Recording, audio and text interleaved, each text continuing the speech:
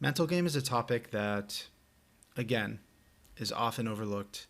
Um, it's gotten a lot more attention over the past like 5 years or so, with like Jarrett Tendler and Elliott Rowe working with like big final table people at the World Series in the main event, and some online players like Fedor Holtz worked with Elliott Rowe on a meditation guide. Um, but it still hasn't gotten the attention that it really deserves and that it needs, and that most people just need it. You have to be able to objectively look at your game, especially in tournaments, just with so much variance. You need to be able to judge how you feel and kind of like your results, not based on your results. You need to be judging how you're playing based on how you're playing and the work that you put behind those plays. And that's it. You know, for cash games, the variance is lower. You're going to make money more consistently. With tournaments, it's a lot harder to judge what's going on, and it can really mess with your mind. So the first thing we're going to do is talk about benefits. And when we're done with this mental game stuff, we're going to jump right into time bank usage. And we're going to get into some good like hand histories and examples and some more tactical stuff. This is kind of like with preparation and mental game, we're talking about how to prepare to play, what to do while you play, what to do after you play. These are kind of like the intangibles that they're kind of invisible, right? Like you don't think about them, but they can greatly affect the way that you approach the game and your like emotional stability, which we're going to get into. So I think that they have to be talked about, even though it can get a little boring and monotonous. The first thing that we're going to talk about as far as mental game goes is emotional stability. So, when you're on like a big downswing,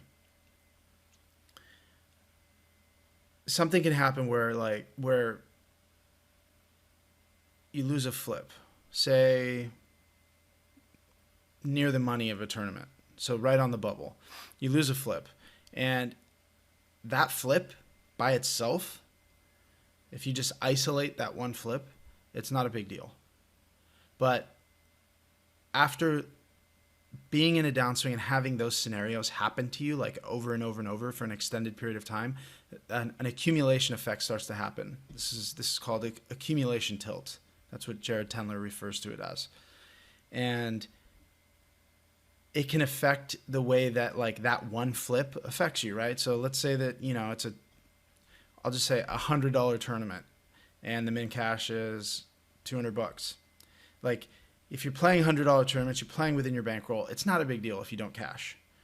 But you lose that flip and you just think of all the other flips, all the final table bubbles, all the 8th places, all the 12th places that you got, in the past couple months, couple weeks, maybe a couple years. I don't know. And that one flip is no longer one flip. It's everything before it. And that's really what emotional stability is. It's like the ability to isolate these experiences into individual things that happen instead of attaching them to previous things, like something that really helps me is like having a notepad next to where I'm playing. Something happens that kind of causes me to,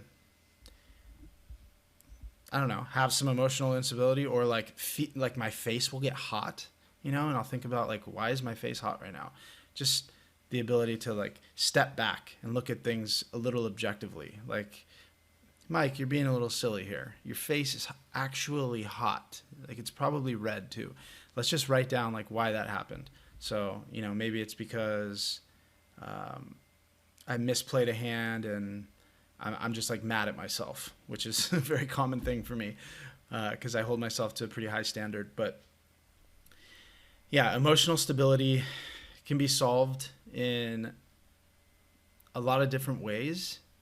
I'm not going to get into all of them here, but I think that it's worth talking about and touching on because as far as mental game goes, one of the huge benefits that you get from it is emotional stability. And I'll explain a little bit more before we get to the end of mental game. So being unaffected by variance is the next subject. Again, that's in the same vein as like what we just talked about with losing a flip on the bubble. If you played the hand right and you've done the work and you're confident in your play and you know that it was like a profitable play, at the end of the day, you're gaining chips in that spot or gaining equity, EV. Then it shouldn't bother you. Then all that happened is in this iteration of that hand, you lost the flip. But, long term, if you run this scenario out hundreds or thousands or tens of thousands or millions of times, you're going to see like a significant amount of profit. And that's what you need to focus on. That's the key to looking at poker like a professional. And if you can make the leap from looking at individual hands to looking at like all the iterations of a hand and what the EV is of your decision rather than the result of this one hand, it will take out a lot of the emotional instability. It will take out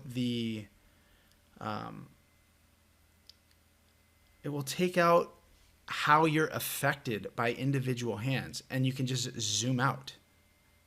That's a strong a skill set to have in life, not just in poker, but in life, to be able to zoom out and to be able to laugh at yourself, to have a sense of humor, to, just keep things in perspective. And variance is this like, within tournament poker, variance is this elusive, like, it seems like it's not even defined properly. And it's hard to define.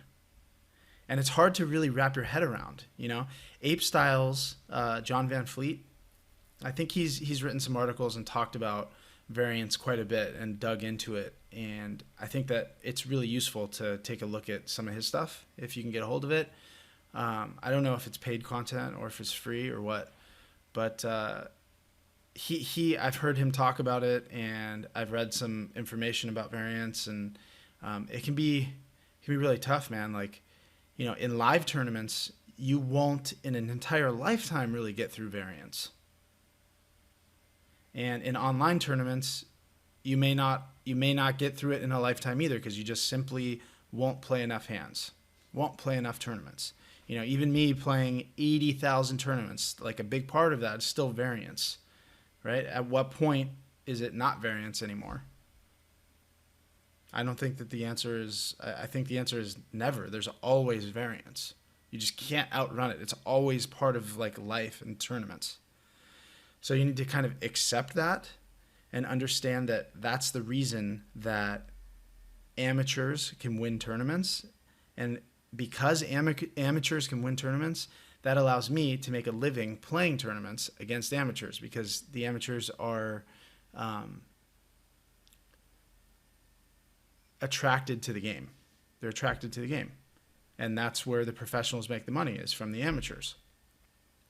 So really just like embracing variance, embracing the idea of it, and understanding like what role it plays in the, in the overall poker world, and how we need to be, as professionals, need to be grateful for it, because without it, there would be no game. This is something that Jared Tendler gets into a lot in his talks and in his book, The Mental Game of Poker. So another question I think that it's really important to ask is, who is it for? But more specifically, who are you doing this for? But why are you doing it? Like, if you can remind yourself in your toughest times why you're doing this, what your greater purpose is. This is why Matt Berkey and the other guy, I forget his name, they started Solve for Why. Solve for Why. Because if you can figure out your why, that's going to get you through so many tough times. And that's an important thing to just sit down and just, write about it. Like, just ask yourself, why do you play poker? Keep asking the question, why?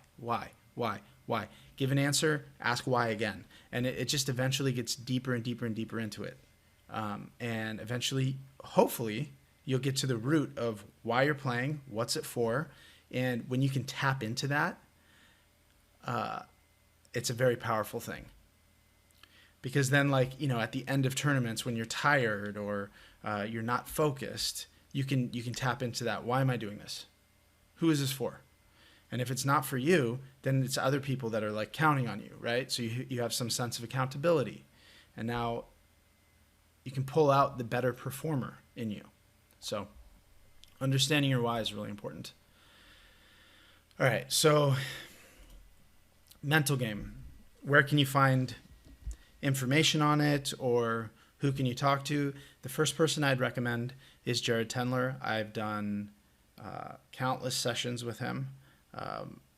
It can get a little pricey, but it's definitely worth it. He wrote the Mental Game of Poker 1 and 2. He has some podcasts that you can listen to with a lot of like top professionals. He's a very good person to check out. Elliot Rowe is, I would say, in my opinion, he's the next person that I would go to. I would go to Jared first, Elliot Rowe second. Elliot has worked with, I think he's from the UK. He's worked with Fedor, and he's worked with tons of other players. I know that Jared Tendler's moved on to working with like crypto traders and day traders, and he's expanded kind of his scope of work.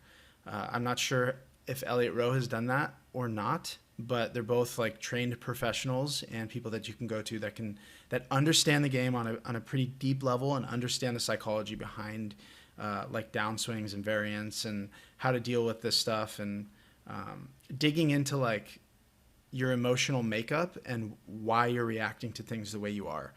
Sometimes it's tough to look at this stuff. People don't want to admit it to themselves, but the more open and honest you are with yourself, and the more you just don't judge yourself. Don't judge yourself. We're all human. This is hard for everybody. Poker's hard. Life is hard. Doesn't matter where you're from, what you do. We all have like obstacles that we have to overcome, and a lot of them are internal these days. So these guys can help you dig in there and get to the bottom of it. The next person that I'd recommend is Evan. Evan takes a little bit of a different approach towards mental game coaching. He focuses more on like a holistic approach, which is more focused on, listening to your body, listening to your mind, getting in touch with mind, body, and spirit, and figuring out what it is that you need to nourish those components that will help you perform at the highest level. I worked with Evan during the World Series of Poker last year. I did a couple of sessions with him, and he kind of helped me understand that I need to put myself before poker. I need to treat myself right. I need to eat the right foods. I need to exercise, meditate, do yoga, do qigong, whatever it is. Experiment with different things that are good for like the soul, and take care of that stuff first. And if you do that, it translates into your game. So he takes a little bit more of a different approach, but he's helped me a lot with live poker. I had more deep runs last year than I've ever had before. Very confident that that's going to be the case again this year coming up. He helped me get a lot ahead of a lot of my roadblocks and helped me become aware of them so I could see them either before they happened or as they were happening, and how to deal with that in the moment. So Evan, can't speak highly enough of him. I know he's third on this list, but he's probably a little bit cheaper than both of these guys, and I think he can offer close to as much as they can, if not as much. So those are the 3 mental game coaches that I would recommend for you. Now I'm going to jump into my story as it relates to mental game. I made day 5 of the main event. This was like back in 2011, I think. I didn't know it, but day 5 was the day where I would get really, really tired, and my play would start to just not be as strong. And so I ended up making a couple mistakes on day 5, and just not huge mistakes, but enough to affect my stack size, and I ended up busting. Then a couple years later, this was 2015, I made day 5 again. And like, it had been so long. I kind of knew coming into the day, like, all right, I messed up on day 5. I don't want to do it again. That's what I was focused on. I don't want to mess up again. But it didn't matter because I hadn't gotten enough sleep. Like in the main event specifically, you're so amped up. By the time you make like day 3, you're not sleeping anymore. At least I'm not. Like I'm getting very few hours of sleep. And it starts to accumulate. Like day 4, now you've had 2 days where you haven't really slept. Day 5, now it's like 3 days. And I ended up taking a 3-bet spot it was just not a good spot. And it cost me a bunch of my chips. And I only had like 25 big blinds to start the hand. So it was really detrimental to my tournament.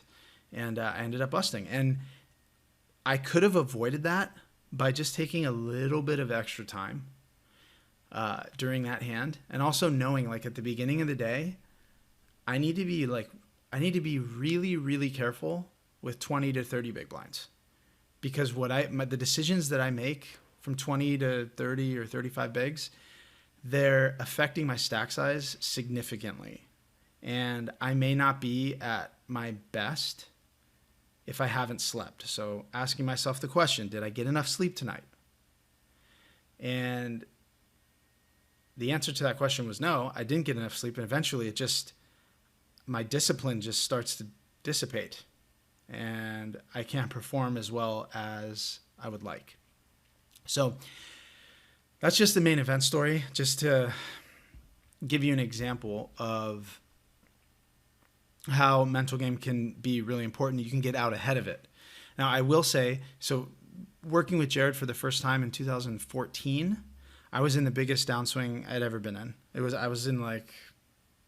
lost like 100K, and I was depressed. I was in Vancouver at the time. For like a week straight, I just like laid on the couch, watched Game of Thrones.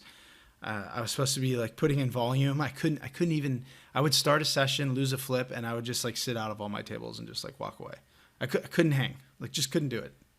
And so I hired Jared, and I was like, look, man, I need help. I need help. Like, please help me figure this out. How do I get to the root of this and solve it? And I also hired a poker coach, which helped. It helped me for sure. But within 3 months of hiring Jared, I got out of my downswing and made a bunch of profit. And there was a decision that I made, right? So it was within 3 months of that decision. I said, okay, enough is enough. I'm going to get out of this downswing, and I'm going to prove to myself and to anyone else that's watching that I can do this. Now I've been through this process like 5 different times, but at the time it was the first time, and it was really hard for me to deal with. So I hired Jared. I hired Alex Fitzgerald. And I can honestly say that if you were so of the results that I got in the following 3 to 4 months of mental game coaching and poker coaching, 90% of it was mental game. Like that's what made the difference for me. It was like he got into my head and shifted my brain and perspective so that I actually got to the point where I'm in so deep in makeup. Like I owe so much money. I'm in such a huge downswing. And I actually can sit down and just enjoy playing and relax. Just enjoy the game. And it seems like a pretty stressful situation looking at it from the outside. But if you can just take out that stress and just enjoy the game and get back to the basics of like, why are you doing this? Why do you play poker? Like asking those questions. They're really, really, really powerful questions. And when you can get in touch with them, they can make a huge difference. Because if you focus on all the positive things, like what do you love about the game? Why do you play it? What are your goals? What do you need to do to get to those goals? You know, do you believe you can achieve those goals? This is a huge thing. But I asked myself a ton of questions and just dug deep and was as honest as I could possibly be. You know, sometimes you're trying to figure things out, so you're kind of making up answers, but then you dig into those answers and go a little bit deeper, a little bit deeper, a little bit deeper. And eventually you come to the root of why you don't like losing flips. Because, you know, for me, it's like I feel a sense of entitlement. I feel like because I've done all this work, and I've played so much poker, I've put in the hours, I've put in the time, and I deserve to win. I deserve it, you know? And nobody really deserves it. And the game doesn't recognize that you deserve it. The game is completely indifferent to you. And variance exists. You're going to win a flip, you're going to lose a flip. That's it. You know, hopefully you string together a bunch of flips in a row and you win a tournament. So all this stuff is super, super important.